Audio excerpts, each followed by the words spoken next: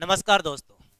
राजस्थान इतिहास में गागर सागर कैसे होते हैं वो सीखने का प्रयास करते हैं। प्रश्न तो खूब आते रहते हैं, हम जानते हैं अच्छी तरह। प्रश्नों का आंसर भी हम खूब गाइडों में और इनमें निकालते रहते हैं, लेकिन उन प्रश्नों में से एक प्रश्न में से हम ज्यादा प्रश्न का हल कैसे करें उसको देखना हमारे लिए सबसे मेन बात है। क्योंकि तैयारी सब बराबर करते हैं, लेकिन तैयारी करने का टेक्निक क्या है वो एक बड़ी बात है। और वही सीखने का प्रयास करते हैं। वो जो सीखा वो पार, जो नहीं सीखा वो रह गया। ये और कोई बड़ी बात नहीं है। 5 घंटे 7 घंटे पढ़ना, बहुत से लोग 1 घंटे में पार कर जाते हैं, बहुत से लोग 10 घंटे में पार नहीं करते, क्योंकि उनको पता नहीं पढ़ना क्या है और पढ़ना कैसे है। ये चीज देखना है। तो देखो, राजस्थान इतिहास का हम कोई अभी प्रश्न निकालते हैं कि वो कैसे निकलते हैं। सबसे पहला प्रश्न, ढूंढाड़ का पुष्कर कहलाता है। प्रश्न को अच्छी तरह समझो। बिल्कुल छोटा प्रश्न है, कोई समझने में प्रॉब्लम नहीं है। अगर बड़ा प्रश्न आ जाए, प्रश्न का तोड़ निकाला जाए, प्रश्न के भाग बनाए जाए तो दिक्कत आती है। आपको बिल्कुल सरल प्रश्न डाला गया है और प्रश्न ये है, ढूंढाड़ का पुष्कर किसे कहते हैं। पहले समझो आप ढूंढाड़ क्या है। लगभग जो राजस्थान के इतिहास के लोग तैयारी करते हैं, जो भी कंपटीशन की तैयारी करते हैं, उनको लगभग ये तो पता ही होगा कि राजस्थान के कुछ पार्ट हैं, ढूंढाड़, मारवाड़, मेवाड़, ऐसे कुछ पार्ट हैं। तो जब आप ये जानते हो कि ढूंढाड़ क्या है, तो इसको देखो, इसमें ढूंढाड़ में कौन नहीं है उसको तो देखो। देखो, आमेर निश्चित ही ढूंढाड़ क्षेत्र में, कोई दिक्कत नहीं है। दौसा, रामगढ़, यानी यहां तक तो कोई दिक्कत नहीं। आप गलत को काटो, सबसे पहले गलत को काटो तो यहाँ एक चीज तो निकटती है, कौन? मानगढ़। क्योंकि आप जानते हो मानगढ़ बांसवाड़ा में है। तो बांसवाड़ा में है तो ढूंढाड़ का पुष्कर हो सकता है क्या? नहीं ना।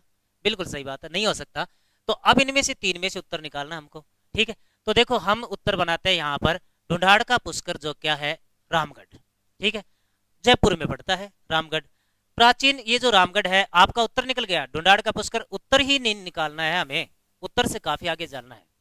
तो देखिए, रामगढ़, रामगढ़ का पहला नाम की बात करें, पहला नाम था माची। ठीक है, और रामगढ़ में ही एक माता है, माता का नाम है जमवाय माता।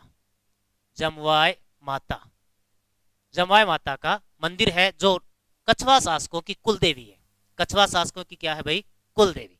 ठीक है, तो ये जो रामगढ़ है, इसका पहले माची नाम था, आजकल इसे जमवा रामगढ़ कहते हैं, इसका नाम रामगढ़ है। और ढूंढाड़ का पुष्कर, यानी पुष्कर क्यों प्रसिद्ध है, देखना ये है, इसी वजह से ये प्रसिद्ध होगा। यानी वहां पर गुलाब की खेती होती है और गुलाब की खेती के लिए प्रसिद्ध रामगढ़ है, इसलिए ढूंढाड़ का पुष्कर कौन है? रामगढ़।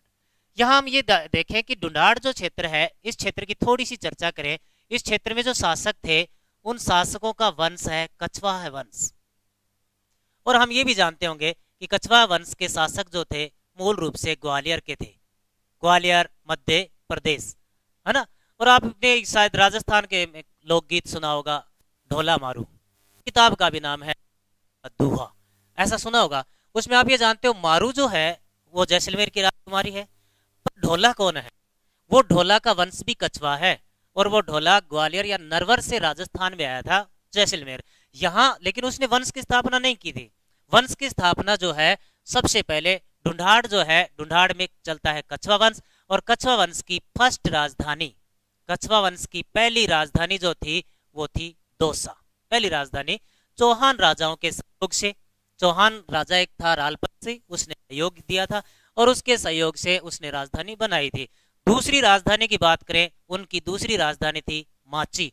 और तीसरी राजधानी की बात करें तो तीसरी राजधानी क्या थी? आमेर। ऑप्शन को देखो आप, ढूंढाड़ के पुष्कर में तीन वो ऑप्शन हैं जो तीनों राजधानी है। तो आपने क्या पढ़ा? एक तो ये पढ़ा कि कछवा है वंश की प्रारंभिक तीन राजधानी कौन सी हैं, जबकि वो प्रश्न नहीं है, आप देख सकते हो प्रश्न तो कुछ और ही है, पर आपने ये पढ़ा है कि ठीक है। दूसरे नंबर पर आप देखो, आपने ये पढ़ा है कि इसमें से अलग क्या है? मानगढ़ है। ठीक है, तो देख सकते हो आप अच्छी तरह से। सेकंड क्वेश्चन लेते हैं।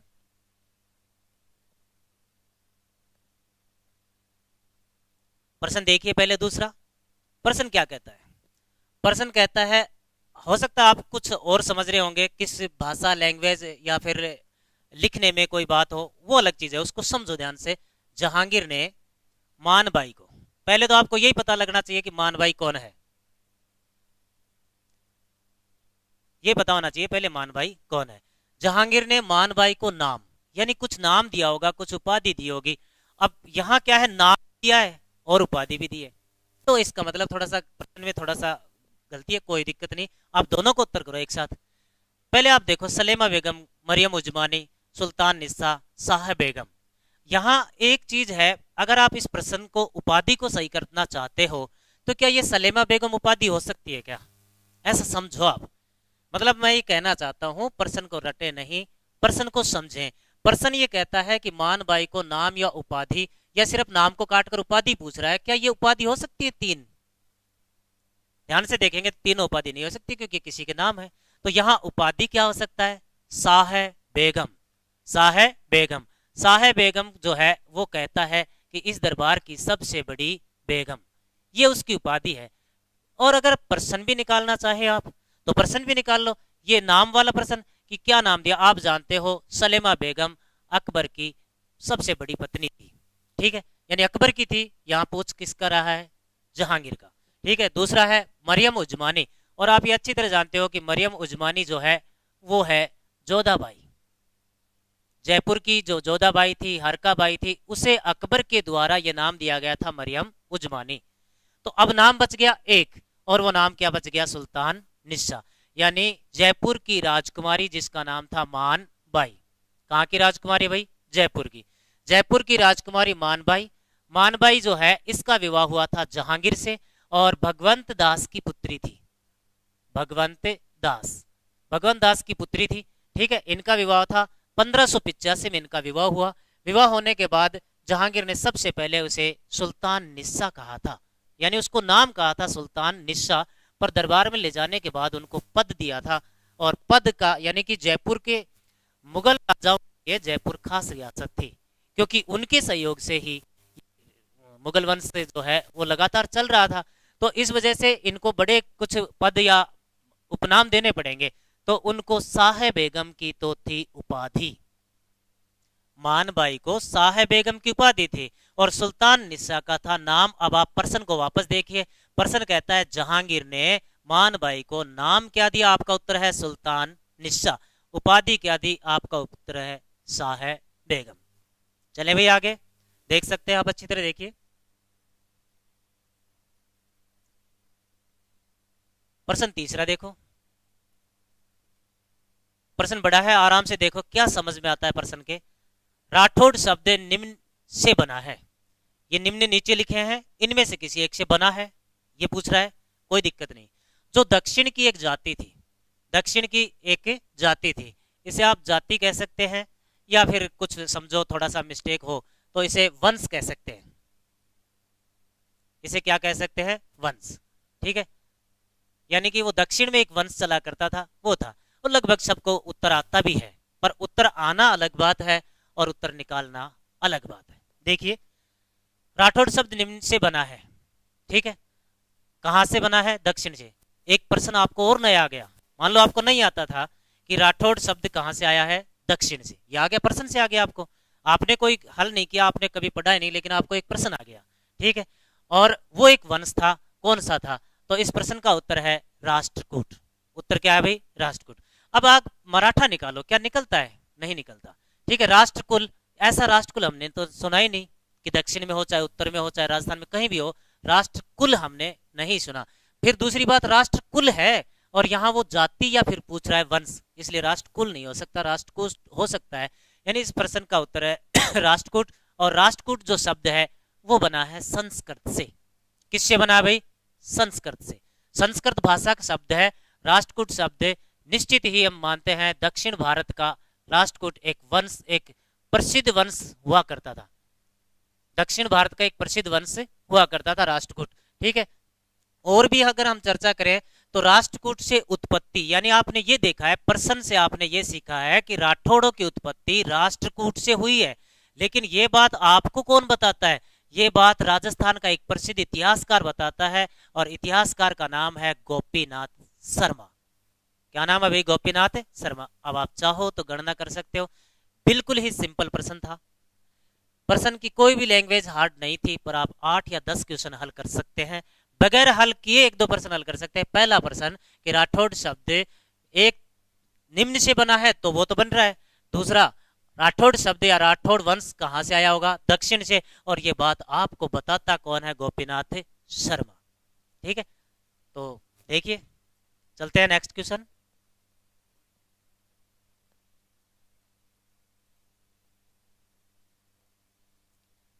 प्रश्न को देखो, ये प्रश्न थोड़ा और भी बड़ा लग रहा होगा आपको, लेकिन बड़ा सिर्फ कंफ्यूज करने के लिए होता है, बाकी बड़ा होता नहीं है। ठीक है, तो देखिए, निम्नलिखित में से मारवाड़ के, पहले तो यह याद करो, आपके प्रश्न में एक बड़ी बात यह आई है, बाकी निम्नलिखित उम्नलिखित इनसे कोई लेना देना नहीं है। प्रश्न का निचोड़ आपको मारवाड़ से मिला है कि किस शासक ने, दूसरी बात वो पूछना चाहता है शासक, ना तो सेनापति पूछना चाहता ना कोई मंत्री। ठीक है, मारवाड़ का पूछना चाहता है शासक, लेकिन क्यों पूछ रहा है उसकी वो तो देखो। वो पूछ रहा है खानवा का युद्ध, 1527 में खानवा का युद्ध हुआ था, और निश्चित ही खानवा के युद्ध में एक तरफ महाराणा सांगा थे और दूसरी तरफ था मुगल वंश का राजा बाबर। ठीक है, तो मुगल वंश के राजा बाबर की एक बहुत बड़ी सेना थी, उसके पास 700 तोपें हुआ करती थी, और तो सब बातें अलग है, 700 तो तोपें हुआ करती थी। तो महाराणा सांगा एक ऐसे राजपूत राजा थे जिन्होंने सभी हिंदुओं को एक किया था, सारी राजपूत जातियों को एक करने वाले अंतिम राजा महाराणा सांगा थे। तो इस युद्ध में सहायता प्रदान की थी, यानी ये पूछ रहा है कि खानवा के युद्ध में मारवाड़ से कौन आया। बस प्रश्न की उसने 3 लाइनें दे दी, 2 लाइनें दे दी, आप समझो खानवा के युद्ध में मारवाड़ से कौन आया। बस पहला ऑप्शन है राव सातल।